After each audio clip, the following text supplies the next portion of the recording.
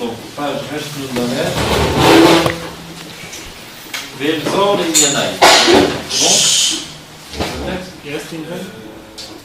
ויאמרו אלו מבני אומתנו אשר נקדמו לעמים שדברי כאן אינם אלא בהם שאינם עושים מה שהם עושים מעילויי גופותיהם וביטול תענוגותיהם אלא על דרך ההכשרה לכוחות הגוף כדי שיהיו נוטים כלפי הצד האחד מעט על הדרך שביארנו בפרק זה שראוי שיהיה אדם כך הרי זה טעות מצידם כמו שלדעת. De quoi je vais dire? Là, il va commencer à faire une critique violente contre le christianisme. Ce qu'il vient d'expliquer, le long de son étude, que celui qui avait une certaine tendance exagérée d'un certain côté, ben, il aurait exagéré de l'autre côté pour se régulariser. Comme on le sait, le christianisme symbolise abstinence totale de tous les plaisirs corporels. Voilà. Il pourrait dire, ben, ce qu'on fait, c'est exactement ce que Paul Brockman préconise. Parce que, ayant en nous des tendances extrémistes vers tous les plaisirs corporels, exagérés, donc, on va à l'autre extrême pour nous régulariser. Donc, on est parti. C'est ce qui prétendrait peut-être chez chrétiens, et c'est cela que le Rambam va nous prétendre. Regardez dans le texte. Elles les yanai. Revenons à notre sujet. Ignorou, si jamais prétendrait, Elou mibene ou maten, les gens de notre peuple, à Chermi Damoun Armi, ont décidé de ressembler aux autres peuples. De qui s'agit-il? Les premiers chrétiens, qui étaient des juifs, qui sont sortis du peuple d'Israël, qui sont allés adhérer à une doctrine totalement étrangère à nous, qui est le christianisme. Chez Dvaï Khan, et bien tout ce que j'ai expliqué sur présent, c'est exactement ce qu'ils font. Et tout ce qu'ils font, chez l'homme aussi, Machem aussi, mais il y a bouffoter, surtout la mortification de leur corps qu'ils font, ou bitul ta'anugotehem, et l'annulation de tout leur plaisir. Et là, à derrière Harshara, ils font ça en tant que thérapie. Les corps pour les forces du corps, qui est des chionotives, la Behatsa d'Aechad. Et ils font en sorte de les dévier vers une certaine extrême un petit peu. Et bien, comme on a préconisé, et bien, je dis que c'est une grosse erreur. Une erreur très grossière. Pourquoi? Usha Torah lo asra maché asra, et tifta maché tifta. Qui est ici basé pour la toute simple raison que tout ce que la Torah a interdit et tout ce que la Torah a ordonné, c'est spécialement pour cette raison. C'est-à-dire que la Torah a déjà pris en compte les déviations innées et les a contrecarrées avec des mitzvot. Je vais donner des exemples. Tout ce que la Torah a interdit, tout ce qu'elle a ordonné, Clomar, qui est défini très justement, pour qu'on s'écarte à l'autre extrême, comme thérapie. Par exemple, il dit Issour kolamachalot asurot, toutes les interdictions de nourriture. Et vous avez un texte à nous donner ce gentil juif qui a été là. Donc vous voyez que dans la Torah, il y a énormément d'interdictions quant à la nourriture. C'est pas ça. A priori. C'est pas ça, c'est pas ça. Tiens, A priori, tu as faim. Vous pourrez manger, dévorer, avaler tout ce qui bouge. D'accord? Vient la Torah, il dit non. La quasi-totalité des choses sont interdites à manger. Il y aura quelques animaux. Même dans ces animaux, c'est pas comme ça qu'on les mange. On leur fait la shrita, il faut cachériser, il faut cuire, et ne pas que réguler. Énormément de restrictions quant à la possibilité de rassasier ta faim. Donc tu vois que la Torah a déjà exagéré pour contrecarrer ta déviation innée qui est de vouloir tout avaler, tout dévorer. Donc on a déjà pris en compte, n'en rajoute pas. Clair? Issur kol hamachal asurot. Issur abiyot asurot. Toutes les interdictions de relations sexuelles. Pareil. Fleury, ayant en toi une tendance sexuelle très développée, tu voudrais bien avoir une relation sexuelle avec tout ce qui bouge. C'est idée en toi, c'est naturel. Viens à la Torah, dis non. D'abord, sur environ 3,5 milliards de femelles, elles sont toutes interdites, à part environ 6 millions. C'est tout ce qui reste. Les juifs. Et sur toutes ces juives, finalement, en fin de compte, on t'en laisse qu'une. Et même sur cette une, pas qu'on tient envie. La plupart du temps, elle est interdite. Et même quand elle est permise, le jour, interdit, seulement la nuit. Et même quand c'est permis, pas de toutes les manières, et certaines manières de le faire, certaines manières de ne pas le faire. Donc tu vois que la Torah déjà est étouffée, étranglée, est allée à l'extrême vital. Le juste minimum vital pour que tu subsistes. N'en rajoute pas. Donc tout ce que vous prétendez, vous les chrétiens, que ce que vous faites, la mortification de la chair, c'est déjà une démarche pour contrecarrer tes déviations, ce n'est pas vrai, c'est une exagération. Parce que vous en rajoutez à la Torah qui déjà a pris en compte tes déviations innées et a contrecarré pour te revenir au juste milieu. Clair? C'est quoi la différence entre les rajouts des chrétiens sur la Torah et les rajouts des Chachamim? Les rajouts de Chachamim, en fait, ne viennent que déceler la pensée profonde de Dieu. Ça c'est un drouche, c'est-à-dire ils ont compris de la Torah. Ou bien ça vient à longue échéance dévoiler notre nature, qui au tout début, Dieu n'était pas intéressé à nous forcer trop la main. Mais à vrai dire, c'est notre nature. Donc il y a plusieurs takanot. Il y a des takanot qui sont nés suite après le fait que le peuple d'Israël, de manière spontanée, l'a fait. D'autres takanot qui ont été faites quand Chachamim ont évalué que le peuple d'Israël est assez mûr pour exprimer ce niveau de nature. Des fois ils sont tombés, donc ils sont là reculons. Par exemple, au début, on a son Yenam, Veshamnam, Velachman. Après le Nirman. On s'est trompé, on a surévalué la capacité des peuples d'Israël, on retourne en arrière. L'huile, on laisse tomber. Donc, à vrai dire, c'est pas qu'ils rajoutent de manière aléatoire, tout à coup, ça leur passe par la tête, nous donnerons de la vie amère. Comme expliqué à plusieurs reprises, la Torah c'est notre nature. Mais même dans notre nature, il y a des choses qui sont, dans un premier temps, vitales, et sans ça on risque de disparaître, et d'autres qui sont pour l'instant encore totalement nécessaires. On peut vivre encore avec ça. Mais ce n'est pas exactement notre nature.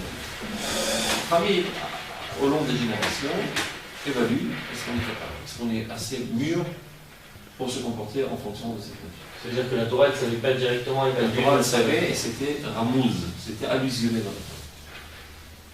Famille, ils ne font rien, mais la Torah, c'était ramouz de la Torah. Mais au jour d'aujourd'hui, c'est quoi notre intérêt à nous d'avoir eu des Chachamim qui sont venus rajouter sur quelque chose au lieu d'avoir quelque chose, enfin, au lieu d'avoir une Torah qui est complète et explicite dès le début. Je répète.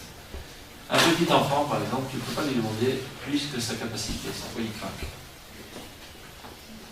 Alors, tu lui permets certaines déviations, bien que c'est contre sa nature. Mais il n'a pas la force de caractère pour tenir la route.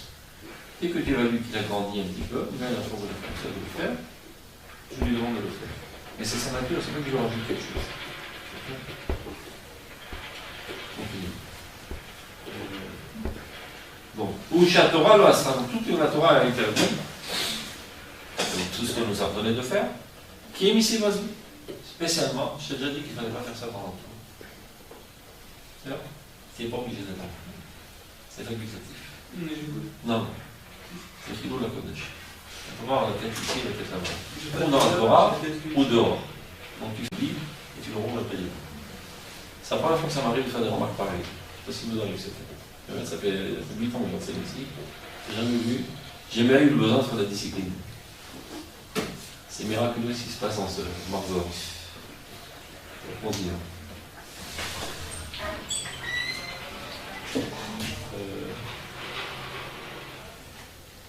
Clomar. Donc tout ça est interdit. Et que des chinitrachek, d'affaires pour s'en éloigner.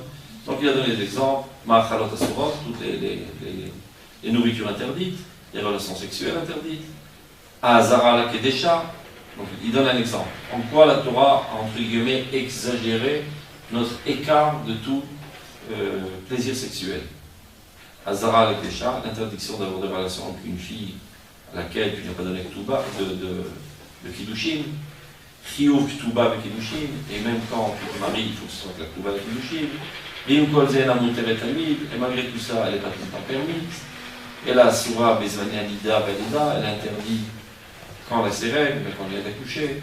Velo Od la Chassous Keno Akbalam Kedelema et Tashmish. Et non seulement cela, les Tachamim ont rajouté des limites pour minimiser ces relations sexuelles. Viziru Vezebeyom. Et ils ont dit ne pas faire ça pendant la journée, c'est pendant la nuit. Que moi, je suis bien, etc. Chez Kolze, donc tout cela, l'Otsiva Hashem Aleinu, et là, pour qu'on s'éloigne de ces tendances envieuses trop exagérées. Mais l'Etsem, il a une soi, et on risquerait de sortir du juste milieu. La paire est à un gâche. L'État avot, merat. Donc, ils nous ont un petit peu bifurqué vers une situation dans laquelle on n'aurait plus aucune envie, ce qui n'est pas souhaitable, pour contrecarrer notre exagération innée, envieuse. Là-bas, pour qu'on sache être au contrôle de soi-même. Il va donner pas mal d'exemples. Vous voyez que la Torah, on parlait énormément de donner la dîme, les quêtes. C'est quoi les quêtes? C'est quoi les quêtes? Les quêtes, c'est pour les pauvres. Hein. Quand on récolte, Ce qui est tombé par hasard. On ne fait pas le hasard, on ne va pas ramasser toutes les petites épis qui sont tombées. Si bien c'était tombé par hasard, laisse ça pour les pauvres. Les quêtes. Non, c'est chiffra, les quêtes, c'est ce qui tombe. Les chiffras, c'est un endroit du sadé. Donc les quêtes, c'est les petits épis qui sont tombés. Chiffra, je ne sais pas, avec mon combine, par hasard, j'ai oublié, j'ai fait 1 mètre carré à la fin. Donc il laisse tomber. Laisse ça pour les pauvres. PA, c'est les khatila, il faut laisser. Péret, je ne m'en rappelle plus non plus. Kito, c'est toutes sortes de choses qu'on laisse du point de vue agricole pour les pauvres. C'est le déval. Hein? C'est tout ce qui est dans le déval. Tout ce qui est concernant l'agriculture, dans tes champs, toutes les choses que tu aurais oubliées, tout ça pour donner au pauvre. Vedina Shmita Vayovel, Shmita aussi, c'est pour aller contre ta tendance accaparative. Une fois tous les 7 ans, ton champ est à un temps. Toute ta récolte, elle est pour tout le monde. Hefker. Yovel, tous les 49 ans. Tzedaka, des marceaux, de donner la charité et de combler tous les besoins du pauvre. Kolze, a priori tout cela. Car on ne pas un autre. Ça se rapproche d'être dilapideur. Là, hein? Tu dilapides ta fortune. Dilapider, dépenser. Tu es trop dépensier. C'est pas le juste milieu. Donc pourquoi la Torah t'a fait un petit peu dévier de la tendance dépensière? Parce que la Torah sait très bien que tu es un petit peu radin. Chaque être humain, vu qu'il a en lui un instinct de conservation, il ne veut pas disparaître. Et sachant que pour être, il faut manger, et pour manger, il faut avoir de l'argent, donc il a tendance à bien taper sa poche. Pas trop lâcher. Tout être humain. Bien la Torah, tu dis, c'est quoi? Rentre ta poche, rentre la main dans la poche, 100 000 francs, et donne au pauvre. C'est une exagération qui n'est pas normale. La Torah elle compte sur le fait que, en te demandant cela, sachant que tu as une exagération de l'autre côté, finalement, tu te retrouveras juste à milieu. Donc, conséquent, n'en rajoute pas. Si tu t'en rajoutes, tu vas dévier, tu vas trop dépenser. C'est-à-dire qu'on ne peut pas vouloir faire mieux la Torah que ce qu'il faut. Qu'est-ce que c'est dire faire mieux? C'est faire moins bien, c'est pas faire mieux. D'abord, si je te dis tu dois marcher exactement sur un fil qui est tendu entre 2 tours à New York, je vais faire mieux. Je vais prendre un petit peu à droite. Tu tombes dans l'abîme. Il faut aller exactement sur le fil. Ce que la Torah te préconise, c'est le juste milieu. Donc il n'y a pas à faire mieux. Mais c'est trompeur du coup. Hein? Si quelqu'un il a la volonté de vouloir aller plus loin parce qu'il trouve que la Torah c'est magnifique et qu'il ne comprend pas qu'en fait cette notion qui arrive au milieu, C'est une erreur. et qui continue, qui C'est va dans exactement un le Rambam le contrecarré. N'en rajoute pas. Si Chachamim ont rajouté, parce qu'ils ont évalué que c'est ça notre nature et on a la maturité nécessaire pour le faire. Toi, on en rajoute. Kolze, Karol Bazanouk, Kédé, mais là on parle essentiellement pour l'instant des vertus. Pas vraiment des comportements, mais c'est tout Des Kédé, Shinitrafek, Migout, c'est-à-dire des traits de caractère. Kédé, Shinitrafek, Migout, la Kéliou, tout ça pour qu'on s'éloigne de l'extrémité de l'avarice. Mircha Gadol, le plus long possible. Une carrière, Migout, la Bazanouk, il vaut mieux se rapprocher un petit peu du fait de dépensier. Pour que finalement on en arrive à être des gens généreux dans notre trait de caractère. C'est clair ça?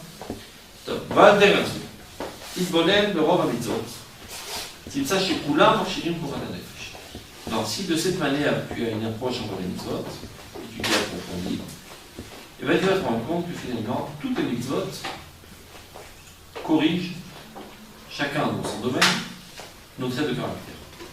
Kegol, Masha Asra et Anekama, et Goulat Adam, Volotikom, Velotito. La Torah a été interdit de te venger. Hein? Et de devenir rancune. Oh, Azov, Ta'azov, Imo. Tu vois quelqu'un qui est en train de lever un fardeau. Mais ne laisse pas s'écrouler tout son fardeau, de le porter et dit. À quel prix tu élèveras avec lui le fardeau sur son âne? L'âne. Pour apaiser en toi toutes les forces de colère. Les camarades, c'est quelqu'un qui bouge de l'intérieur parce qu'on lui a fait du mal ou qui veut lui rendre l'amour. Non, quel autre? J'ai pas compris. Aider avec le fardeau pour la colère. C'est pareil, tu crèves tout seul? Non, c'est bon, va l'aider. C'est pas pour Par exemple, la colère, elle vient du fait, elle est fondée sur un certain égoïsme. Je suis le centre du monde, c'est un égocentrisme, on a osé me piétiner, donc je lui rends la monnaie. Donc la colère n'est qu'en fait une conséquence, un symptôme du fait que tu as une conception égocentrique. Et la Torah, on te dit, tu n'es pas le centre du monde. Il y a quelqu'un qui souffre, va l'aider. Il n'est pas moins important que toi. C'est ça? C'est préventif. Ça t'éduque à sortir de tes catégories individuelles et à penser collectif. Toute la Torah, elle nous éduque à nous élever à une dimension collective. Il y a un gars qui évolue en toute la Torah, il est venu chez Shammai, il dit pour moi toute la Torah sur un pied. Il a envoyé balader. Il est venu chez Hillel, qui était un peu plus fuité du point de vue stratégique. Il dit c'est très simple. Toute la Torah, c'est tu aimeras ton prochain comme toi-même. Le reste, ce sont que des ramifications, des explications, des commentaires, des conséquences. Ce sont essentielles. Et il a raison. Toute la Torah, c'est de te faire sortir de ta conception individuelle, égocentrique, pensant que tu es le centre du monde. Parce que chaque enfant qui naît, il naît égocentrique. Vous pouvez vérifier vous-même à la maison. Vous avez des petits frères, 3-4 ans, bien des neveux, des cousins. Donc faites cette expérience. Vous avez un petit cousin, un petit frère, 3-4 ans. Je lui dis salut Jacob. Combien de frères vous êtes dans la famille? Il va te dire, tu comptes 1, 2, 3, 4, 5. Tu es sûr que vous êtes 4? Ben voilà, le recompte, on est 4. Combien de frères vous êtes? Tu recomptes 1, 2, 3, 4, 5. Tu dis, mais regarde, je vois, il y en a 5. Moi, je ne suis pas un frère. Eux, ce sont mes frères. Tu rigoles, mais c'est comme ça. Il n'est pas capable de se considérer comme un objet. C'est lui le centre du monde. Et il observe le monde à partir de son droit. Donc il a des frères, il a un père, il a une mère, il a un Dieu, il a un monde. Tout lui appartient. Des fois, c'est tordant de rire quand tu es dans l'histoire. Tu vois un gosse au gagner la vie. Il y a un gosse qui est en train de jouer avec son. Je sais pas, il fait. Des Lego. Des Lego. Il vient, lui prend le carré. Il ne le pousse même pas, mais il n'existe pas, mais il lui prend. Ça, c'est dans le premier stade. Après, il commence à comprendre que ça ne marche pas tellement facile. Il commence à grandir, donc il doit lui mettre une claque d'abord pour lui prendre. Mais au début, il ne met même pas une claque parce qu'il n'existe même pas. Il y a un Lego, j'ai besoin d'un Lego, je le prends, c'est tout. Et tous les enfants sont comme ça. Ils sont égocentriques, ils sont agressifs. Ils ont toutes les qualités extraordinaires. Et le rôle de la Ganélette, c'est de les éduquer à des hommes, c'est-à-dire de vivre en société. De comprendre que tu n'es qu'un boulon dans l'univers. Tu n'es pas le centre du monde. Et là, quand je dis des enfants, c'est pas des enfants de 3 ans, des enfants qui peuvent avoir 50 ans, qui vivent de cette manière. Ils sont le centre du monde. Tout le monde est là que pour les servir. Donc si quelqu'un ose les piétiner, bon, il bout de colère. Tu peux aussi dans le christianisme, on croyait que la terre c'était au centre de l'univers. On est le centre de tout. Non, c'est un petit boulon perdu dans l'univers, etc. Quand tu commences à comprendre ça, tu deviens quelqu'un de mûr et de apte à vivre en société. C'est comme ça qu'on te socialise. Et la Torah, essentiellement, travaille sur nous dans ce sens. On est socialisé.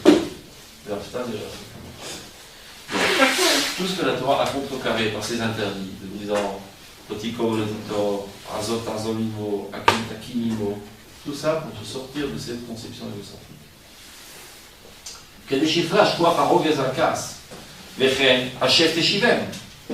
De rendre une trouvaille. Ma masse alors. Quelqu'un que j'ai trouvé un portefeuille rempli avec $1000, c'est super. Non, tu dois le rendre. Alors que c'est inné en toi, cette tendance accaparative. Donc voilà, j'ai eu au Hachem, j'ai reçu une grosse somme. Non, la Torah dit, tu ne la pas pour toi, tu dois la rendre. Donc ça vient contrecarrer cette tendance accaparative qui est exagérée en toi. C'est-à-dire, aucun problème que tu sauver Rome. Tu accumules des biens, c'est un gamme. Tu ne sois pas trop malade dans ce sens. Si de l'autre côté, tu n'accumules aucun bien, finalement, tu vas toi-même demander l'aumône. Donc tu dois revenir à tes besoins, mais n'exagère pas, et surtout pas au détriment des autres. Donc la Torah, elle t'éduque à ça. Rien n'achète ta chivem. Lama. Tout ça, c'est justement pour écarter de toi cette tendance accaparative, exagérée. Vechel. Je vais donner plein d'exemples. Tu te lèveras devant une personne âgée, ou bien tu respecteras quelqu'un de sage, ou bien kavé de ta viecha, respecte ton père. Tu ne t'écarteras pas de tout ce que te enseigneront les sages. Tout ça pourquoi? Pour t'écarter de toute tendance audacieuse. Il y a des gens qui pensent qu'ils sont le centre du monde, et ils sont insolents avec tout le monde, ils sont effrontés avec tout le monde, etc., etc. Aucun respect envers personne, parce qu'eux, ils sont le plus importants du monde. Mais on t'aura dit, il y a des gens plus importants que toi dans ce monde. Les personnes âgées, qui ont une expérience de 70 ans de vie, qui comprennent un peu mieux que toi la vie, respectez-les. Les sages, mais qu'ils n'ont pas 70 ans, ils ont des fois que 18 ans, mais ayant étudié longtemps, donc ils ont accéléré le processus de maturité, donc ils sont comme des vieux, respecte-les. Ton père, bien qu'il a l'air d'être un primitif, mais malgré tout c'est lui qui t'a mis au monde, respecte-le. Tout ça, ça rabaisse ton ego qui a tendance à s'hypertrophier. Mais tout ça, pour la taboucha, pour que tu acquières cette qualité d'être, pas dire honteux et timide, parce que honteux et timide, c'est aussi une maladie mentale. Boucha, c'est de connaître la véritable place, être respectueux. Être trop honteux et timide, c'est une maladie mentale. Ça s'appelle la complexe d'infériorité. Ça aussi, c'est pas normal. Tu dois être juste milieu.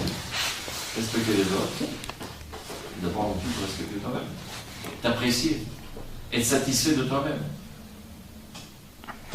La Provence, il y a marqué Ve'arta ve're'acha kavocha. Tu aimeras ton prochain comme toi-même. Cela laisse sous-entendre que d'abord, avant tout, tu dois t'aimer toi-même. La première mitzvah, c'est de t'aimer toi-même, de t'accepter, de t'apprécier, d'être satisfait de ta personnalité. Et après, on te demande, de la même manière, la même approche que tu as envers ton moi, eh ben, elle a aussi envers les autres. Et quelqu'un qui serait de nature dérivée. Par exemple, quelqu'un qui est plus honteux que ce qu'il doit. Il doit être géré dans l'autre sens. D'accord, mais du coup, la Torah, il ne convient pas. C'est ce qu'on veut. La Torah, elle est donnée pour les gens qui sont les centres de maladie, et lui, il devra avoir un petit pôle spécifique. Et qui peut être assez haut pour pouvoir juger que lui ou toi, si tu es un Talmid Chacham, ou bien tu prends conseil, ce qu'on a étudié au début du livre, avec les médecins de l'âme, qui sont les Talmidei Chachamim. Maintenant, s'ils voient que tu es, par exemple, trop dépensier, eh bien, ils te diront, sois un petit peu avare. Et là, il va nous enseigner le Rambam que ce n'est pas symétrique. Ça veut dire que si tu es radin, on va te dire, sois dépensé pendant 2 mois. C'est bien. Pour arriver à être juste milieu.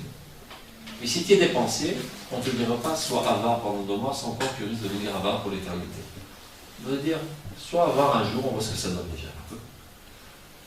Ça n'a pas marché 2 jours, 3 jours, 4 jours, 1 semaine.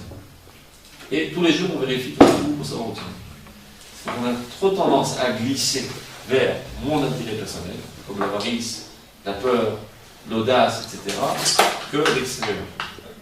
Ce n'est pas symétrique. C'est le même principe, mais pas que le même dosage. C'est bien. Il en parle. Je continue. L'autre assour de la on a vu ça. Regarde, mais il a fait ça, par exemple, il calme. Mais non, de l'autre côté, voilà ce que tu disais tout à l'heure. Quelqu'un qui est né, on pourrait avoir une tendance d'être quelqu'un qui est totalement effacé, timide, peureux. On a peur d'affronter les autres. Puis la Torah te dit, oh frère, ton frère t'habitera. Tu réprimanderas ton prochain. Ça demande une certaine force de caractère. Pour venir représenter quelqu'un, critiquer, dire c'est pas bien. Quelqu'un qui est effacé, honteux, avec un complexe d'infériorité, il n'est pas capable de faire du mal. C'est pas vrai de représenter quelqu'un. Ah, c'est une mitzvah. Ah, si, on n'a pas le droit. C'est une mitzvah. Ton frère t'habitera. Cela, il faut savoir comment le faire. Mais l'autre, il sert la frette. Sans faire de faute, ça veut dire sans le vexer. Donc si tu es sûr que tu es capable de faire cette mitzvah sans faire une avera, parallèlement à ça, c'est de le vexer. Tu dois faire cette mitzvah. Mais si cette mitzvah, automatiquement, dans ta manière d'être, est accompagnée par une avera de vexer les autres, c'est pas tout. Comme toute mitzvah. Disons, je sais pas, tu as du plâtre sur la main. Tu peux mettre dessus ni sur le plâtre. C'est pas grave, alors je peux pas mettre sur la main, je mettrai sur le pied. Non. C'est ou sur la main ou rien. C'est une définition de la mitzvah. La définition de cette mitzvah, l'autre il sert la frette. Réprimande ton ami, mais ne fais pas de faute. Sans le vexer, sans le faire bouger en public. Tu es capable de le faire? Tu fais pour lui si on le fait. Donc si tu évalues comment faire. On ne sait pas comment on sait pas si tu ne sais pas, abstiens-toi. Tu ne sais pas, abstiens-toi. Si tu n'es pas sûr en 100% d'abord que tu vas avoir un effet positif, que finalement il va se corriger. Des fois, tu obtiens exactement l'effet inverse. Jusqu'à présent, il était un petit peu arrogant. Depuis que tu l'as reprimandé, il devient encore plus arrogant. C'est cette position. Donc qui a entraîné, qui devient encore plus arrogant, c'est toi. Donc tu as fait une erreur avec ton église. Donc la meilleure des choses que tu as à faire, c'est de te taire. En te taisant, tu évites qu'il exagère encore plus dans sa faute. Donc, elle parle ton livre. Non. Si tu es capable de le faire, tu es obligé de le faire. Avec beaucoup d'amour. Tu as commencé. Eh ben, chacun de ça doit apprendre à le faire. Même si on sait le droit, comment c'est que tu vas passer, il va pas être fier après. Tu évalues. Il y a plein de gens qui prennent mal. Tu évalues, tu essayes, tu tâtes le terrain, etc. Même si la faute elle est grosse. Même si la faute est grosse, parce qu'on est en faute d'entraîner une faute encore plus grosse. Et même si la faute elle arrive de nuire à la collectivité. Elle est quoi? Elle arrive de nuire au groupe. Ça dépend. Si c'est du piquoir nefesh, c'est pas le choix. Bon, le mec, il tient une mitraillette, il s'apprête à tuer les autres. C'est pas le moment de faire des calculs si je veux le vexer ou pas. Je lui tire une balle dans la tête et c'est tout. Parce que je vais sauver 10 personnes. Si je peux lui tirer une balle dans les pieds, il vaut mieux, mais si j'arrive pas. La seule manière de l'arrêter, de tuer 100 personnes, c'est de tirer une balle dans la tête. Il tire une balle dans la tête. Ça, c'est pas digne de ton contrat. C'est piquoir nefesh. C'est de sauver les autres. Donc chaque situation, il faut analyser dans quelle situation on se trouve, quelle est la réaction la plus appropriée. Mais ce n'est pas notre sujet. Le sujet là, c'est, il te donne encore un exemple, que vu qu'on pourrait avoir de manière innée, et de manière générale, chez presque tous, c'est comme ça. Tout enfant, au début de sa vie, il est un petit peu timide, il n'ose pas trop se faire remarquer, il n'ose pas affronter les gens, etc. Et bien la Torah le fait grandir. En lui disant, frère, t'as mis terre. En lui disant, l'otaguru mi beneish. Ils sont d'oreille d'avoir peur des hommes. Tu n'auras pas peur d'aucun homme. On te doit te renforce. Tu n'as d'avoir peur que de Dieu. On prend compte les hommes. Ils font beaucoup de bruit, beaucoup de cris. Les hommes, c'est la rigolade. Ils termineront tous par la tombe et seront dévorés par les vers de terre. Mais s'ils ont l'air très importants, et très gros, et très riches, etc., tout ça c'est de la frime, c'est des ballons. Ne prends pas trop au sérieux ça. Ça veut dire qu'il faut mépriser les hommes, mais ça ne sois pas trop impressionné par leur rôle, par leur manière d'être, leur manière de parler. Ils ont un pathos extraordinaire, un charisme extraordinaire. Donc ils donnent l'impression qu'ils sont importants. On va dire personne n'est important, ils font tous de la frime. L'autre a le monde le plus riche. Tu dois être accolé à la vérité. Et pour cette vérité, ne crains personne. Ou je vais m'embrouiller, je vais me prendre la tête, je vais dire ça, il va me voir d'un mauvais œil, après il va se venger, il va me mettre des bâtons dans les roues, il va m'empêcher de progresser dans ma carrière, etc. Je vais la faire. Non. Il ne craint pas autour de personne. Il doit dire la vérité, il dit la vérité. Il doit corriger le peuple, il ne parle de personne. Ouais, mais si tu dis comme ça, finalement, ils ne te donneront pas des budgets pour ta yeshiva, donc ça risque de poser des noises. Alors c'est vrai que ce parti fait énormément de sottises, mais ferme ta bouche, demain tu auras pas de budget. Tu ne mettras pas si tu quittes cette année. Le rôle du téléphone, c'est de diriger la nation. Donc quand il voit des défauts dans la nation, il est obligé de critiquer, sans aucune peur. Là, pour s'insulter, moi, Souvent, voilà. Et bien, tu dois faire Misa Tochecha jusqu'à ce que tu travailles sur le kata dans le film. Hein? Tu dois aimer la vérité plus que ta propre enseignement. En d'autres termes, tu dois aimer Dieu plus que toi-même. Comme il est dit, ou l'ordre, tu devras servir Dieu, tu dis 7 fois par jour, et tant que tu te rends compte de ce que tu dis, ou l'ordre de Chol va faire. Tu serviras Dieu de tout ton cœur. Chol nafshecha, de toute ton âme. Afilou notel et nafshecha, même au prix de ta vie. Et non seulement cela, de tout ton argent. Ça paraît aberrant. Si déjà tu as donné toute ta vie, a priori, à plus forte raison que tu as donné tout ton argent, eh bien il s'avère que les juifs, c'est pas tellement clair. Ou elle, ça va en grimpant. Bechol evavta, c'est de tout ton cœur, n'aie pas honte, n'aie pas peur. Bechol nafshecha, de toute ta vie, et même de toute ta poche. Ça, c'est pas évident pour un juif. Dieu connaissant bien ses juifs, il leur demande de le servir de la chose qui leur est la plus chère, l'argent. Tout le monde aime l'argent. Les frères de Yaakov, les frères de Yosef, ils ont dit L'itnapel alenu, va chamorenu. Il va s'en prendre à nous. Il ne savait pas que c'était Yosef, que c'était leur père. Il croyait que c'était le vice-roi d'Égypte. Il dit, oula, quelle galère, on a trouvé l'argent dans notre sac. Ouais, on va pas s'en sortir de cette histoire. Il va s'en prendre à nous et à nos âmes. Laisse tomber les âmes. Les âmes, c'est la voiture. C'est ma bagnole. Le mec, il aime plus sa bagnole que sa vie. Ça vous fait rire, c'est comme ça. Le docteur lui dit, monsieur, vous êtes malade, vous êtes cardiaque. Arrêtez de travailler. Comment ça, arrêtez de travailler?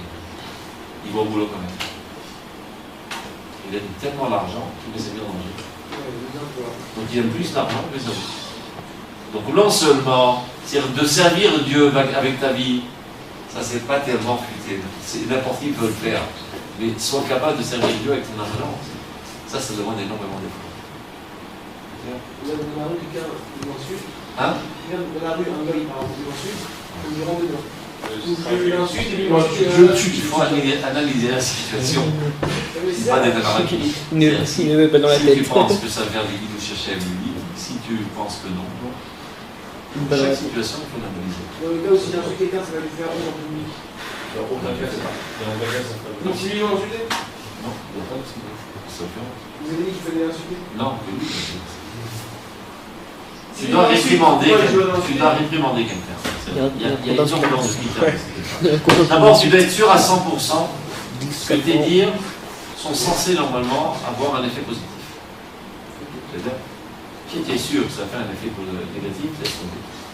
Et tu évalues, a priori, c'est quelqu'un de normal et qui a l'habitude de m'écouter, qui m'aime bien, et je vais lui dire ça de manière très douce, très gentille, etc. Je dis une première fois, ça ne veut pas bouger, ça ne veut pas bouger. Je continue à dire, un beau jour, il faut me prendre la tête, il faut une patate. C'est bon, j'arrête. Je redis plus, je suis pas tout. Je redis ce qui m'insulte, ce qui me frappe. Parce que la vérité est plus importante à les yeux que la propre vie. Dans le Shekem, ils sont assez blancs. C'est bien. Donc ça, c'est au niveau. Mais non, des fois, c'est des situations même plus complexes, comme je disais tout à l'heure. On s'approche des élections et tu sais qu'un parti commence à faire des choses totalement idiotes contre la Torah, etc.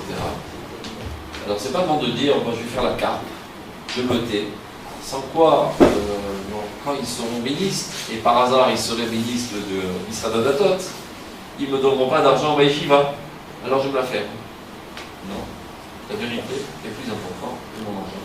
Même qu'a priori, je pourrais m'enrober de chocolat et de dire mais non, c'est pour la gloire de Dieu, parce que plus j'aurai d'argent, plus Yeshiva grandira, et plus je diffuserai la Torah dans le peuple d'Israël. Tout ça ne sont que des prétextes.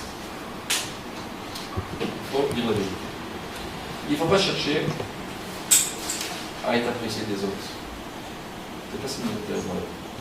Il y a marqué Eve Arouv la Makom, Menechmad la Beliot. C'est mon terme de Kiavot. Alors traduisons.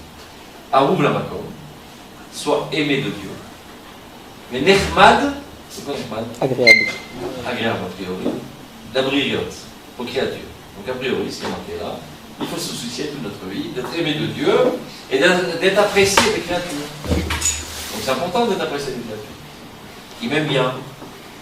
Mais c'est pas le chat. Arouv la Makom. Ce qui t'intéresse d'abord avant tout, c'est d'être aimé de Dieu. Comment tu es aimé de Dieu? Eh bien, en enseignant la vérité à tout prix. En faisant avancer la volonté de Dieu dans ce monde à tout prix. Mais Nechmad la Beriot, c'est-à-dire Nechmad, Lachmod, c'est-à-dire la convoiter. Être convoité par les créatures, c'est-à-dire convoiter. Jaloux. Que les autres te jalousent. Alors, maintenant, des fois, il y a quelqu'un qui a un certain niveau de spiritualité. Mais à vrai dire, au plus profond de lui, il sait très bien qu'il est loin de la vérité. Et il se la joue, il essaie de faire passer, parce que c'est trop difficile. Il se ment à lui-même. Maintenant, toi, tu vis à côté de lui, et tu te trouves à un niveau de spiritualité, de moralité, d'idéalisme bien plus haut que lui. Il envie ta position.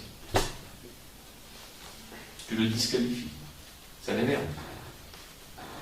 Tu l'énerves énormément. Jusqu'à présent, il se sentait très bien dans sa peau. Il se sentait un grand sadique. Je suis super, relativement en note, je suis très bien. Je me sens bien dans ma peau. Et voilà qu'apparaît dans mon environnement qui se trouve 100 km plus haut que moi. Dans sa morale, dans sa façon d'être, dans son idéalisme, dans sa montée de cœur, etc. etc. Tout d'un coup, ce bonhomme me délégitimise. Quelque part, je le haïs. Je l'apprécie énormément. Je convoite son niveau spirituel. J'aimerais bien être là-bas, mais je n'y suis pas. Et d'un autre côté, il me casse les pieds, ce bonhomme. En plus, il est tout le temps à faire des discours de morale, d'idéalisme, etc. Ouf, qu'est-ce qui casse les pieds? Et chaque fois qu'on essaye de se rapprocher de lui, c'est-à-dire de s'élever à son niveau, après énormément d'efforts, on a réussi à nous tirer de la boue et de sable mouvant et de se rapprocher un petit peu à son niveau. Voilà que lui, il a déjà couru encore 100 km. Il s'éloigne encore plus. Il est inaccessible. Quel enquiquineur, ce bonhomme. Donc, on le haït, et on l'apprécie, et on le convoite. Et c'est la seule manière de faire avancer ton environnement. Pas par de vos discours. Par ton être.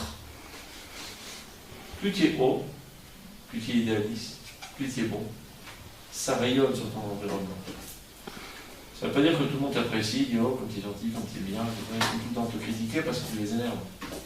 Parce que tu délégitimes leur bassesse.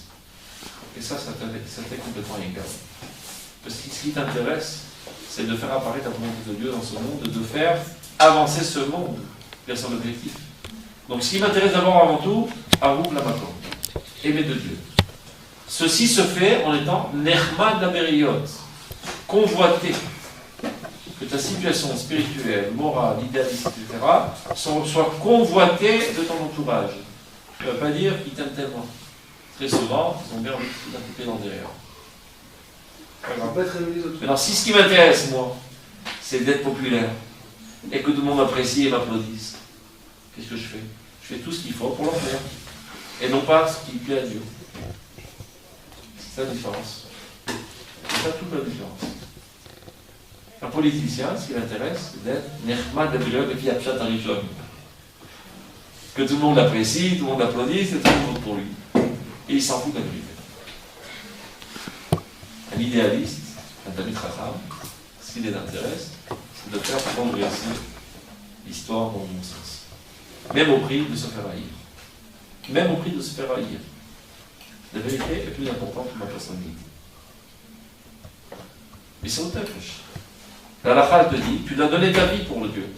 À plus forte raison que tu dois donner ton tadmit, ton image de marque, et ton appréciation personnelle aux yeux des autres. C'est secondaire. Peut-être que, imaginons qu'on se met dans cette position que vous avez dit, où on ne va pas forcément se faire aimer, mais on va essayer d'influencer beaucoup de gens. De manière naturelle, sans le vouloir. Est-ce qu'il ne faudrait pas plutôt vouloir, au contraire, se faire aimer des gens pour essayer d'influencer un nombre plus réduit de personnes, de manière beaucoup plus raisonnable? Je n'ai pas dit qu'il fallait d'Afka être antipathique. Tu fais de tout pour être sympathique, jusqu'à un certain prix. Non, mais est-ce qu'il ne faudrait pas mieux se concentrer sur des personnes et avoir une influence totalement positive sur ces personnes que plutôt influencer généralement Si tu te concentres quand je dis influencer, regarde. Il y a ce qu'ils appellent dans les noirs aujourd'hui, dans les mouvements de jeunesse, Dougma Ishit. On peut dire ça, exemple personnel. C'est-à-dire que tu donnes le bon exemple. En fait, donner le bon exemple, c'est d'offrir. C'est-à-dire qu'on me regarde, je me tiens à carreau parce que je donne le bon exemple. Mais ce n'est pas mon véritable nature. Et ça n'influence personne parce que les gens ne sont pas des idiots. Ils te scrutent, ils t'analysent de manière constante. Donc quand tu fais une démonstration théâtrale, c'est pas ça qui va influencer le monde. Mais dans ton véritable niveau naturel, c'est ça qui influence. Le soleil ne fait pas de la frite pour éclairer son environnement. Le fait qu'il est soleil, il est source de lumière, il rayonne. C'est clair? C'est un exemple tout banal. Une galénette. On dit en français, Christ, je vais le dire. Ceux qui s'occupent des petits enfants. Comment? Puis, tout ça s'écrit. Pourquoi pas Puéril que, comme puéril, sauf plus le français. Puéril. On a compris. Une galette, je vous ça. Alors la galette, aujourd'hui, chers enfants, aujourd'hui on va apprendre la bracha de la Sheriat Tzar. C'est-à-dire que quand on rentre aux toilettes, on ressort, on doit faire une bracha. Alors, faisons ça avec beaucoup de joie et d'allégresse.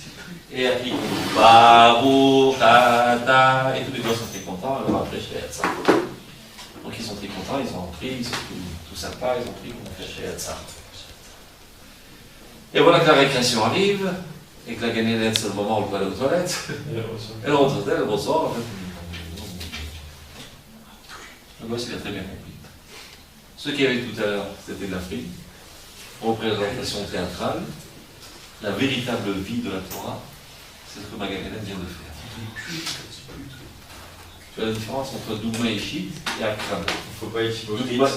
Dougma et Shit, c'est, on regarde, je suis Madrir, au Bnei Akiva, alors tenons-nous à carreau parce qu'il ne faut pas donner de mauvais exemples. Ça ne sert à rien. Parce qu'ils sont toujours aux aguets, ils te verront dans d'autres circonstances. Tu ne peux influencer que ce que tu es. Si tu es lumière, tu rayonnes. Et si tu es obscurité et tu te balades avec une torche, c'est pas ça qui va arriver.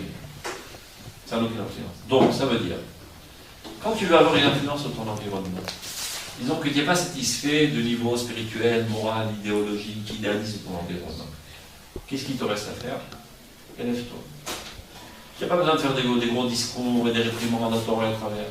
Élève-toi, progresse, améliore-toi, moralement parlant, et vis de manière naturelle, sans regarder autour ce qui se passe. Ta vie elle-même va avoir une influence.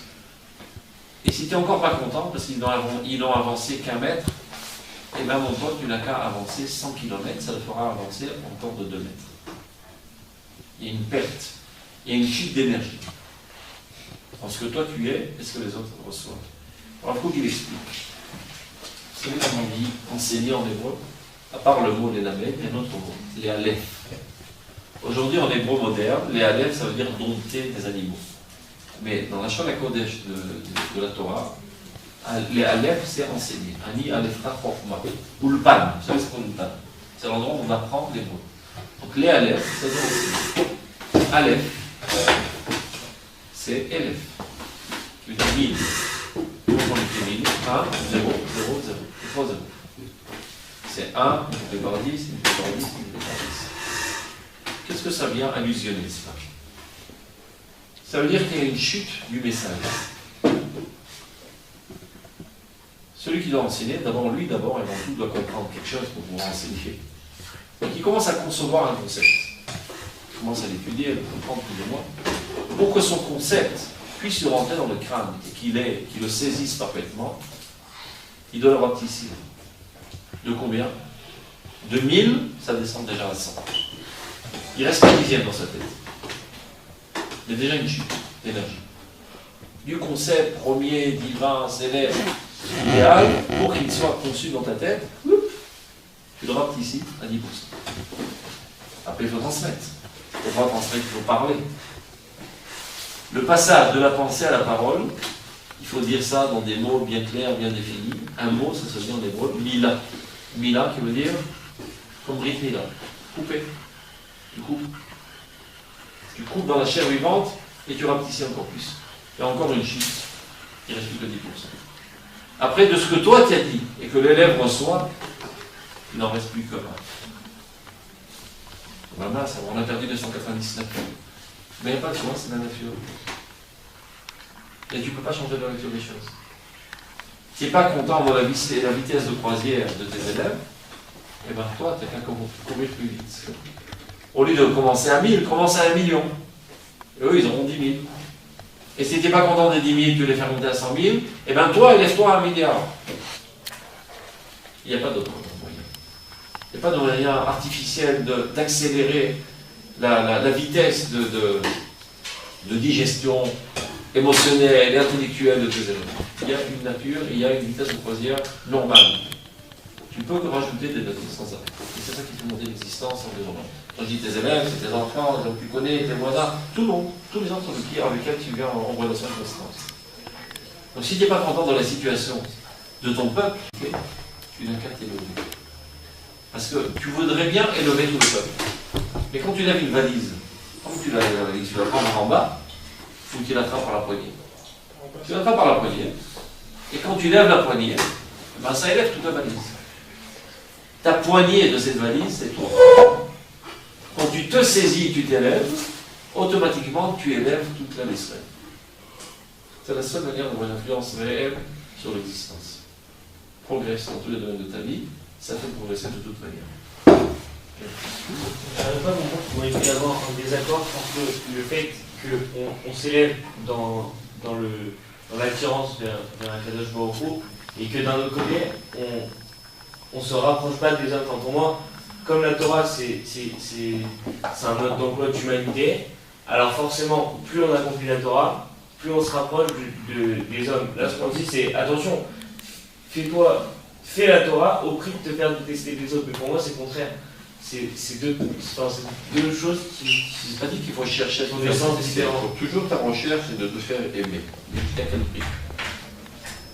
Si pour te faire aimer, tu dois assassiner une autre personne, tu le fais ou tu ne le fais pas? Non. Donc tu t'es mis une limite. Et si pour te faire aimer, il faut voler, tu le fais? Justement, c'est que des trucs négatifs à chaque fois, s'il faut voler, tuer. Et si pour te faire aimer, tu dois toucher Moukse Shabbat, tu le fais ou tu ne le fais pas? Ça devient avec les bonnes personnes. C'est plus subtil, c'est plus complexe, c'est plus délicat. Non, parce qu'on n'est pas avec les bonnes personnes, pour moi. Donc, quelle est mon échelle de valeur? La volonté de Dieu, c'est mon échelle de valeur. Tout ce que Dieu m'a demandé de faire, c'est le bien dans ce monde. Donc évidemment que ma recherche est toujours de procurer du bonheur et du bien et de développer l'amitié entre les hommes, etc., etc. Mais pas au prix de la destruction de ce monde. Faire une opéra, c'est la destruction de ce monde. C'est ça qu'il faut comprendre. Ce n'est pas une religion à laquelle on en adhère. Et bien tant pis, ça n'a pas trop réussi, j'étais à demi-adhérent. C'est la destruction de ce monde. C'est empoisonner l'univers. Donc pour avoir un sourire dans mon copain, il y a, voilà, pour je t'aime bien, je ne vais pas l'empoisonner l'univers. Évidemment, je ferai de tout pour qu'il sourie et qu'il aime et lui faire aimer le bien. Mais il faut quand même mettre des limites. À quel prix? Tout savoir avant que tu tiens un trompette, il faut savoir des limites. Pas tout est permis. Même dans la guerre, pas tout est permis. Il y a des choses qui sont interdites. Même sauver ta vie, pas tout est permis. Tu dis, il n'y a pas plus cher que la vie, n'est-ce pas? C'est sûr qu'il n'y a pas plus cher que la vie? C'est pas vrai. Si pour ta vie, pour sauver ta vie, tu dois le tuer, c'est permis? Ah. C'est bon, lui. Bon, lui, c'est pas trop grave. Lui, c'est un grand sadique. Mais si c'est une cloche, c'est pas grave. Si c'est un goy qui fait rien. Non, qui ne fera pas rien. Pas du tout. Trace de cheval.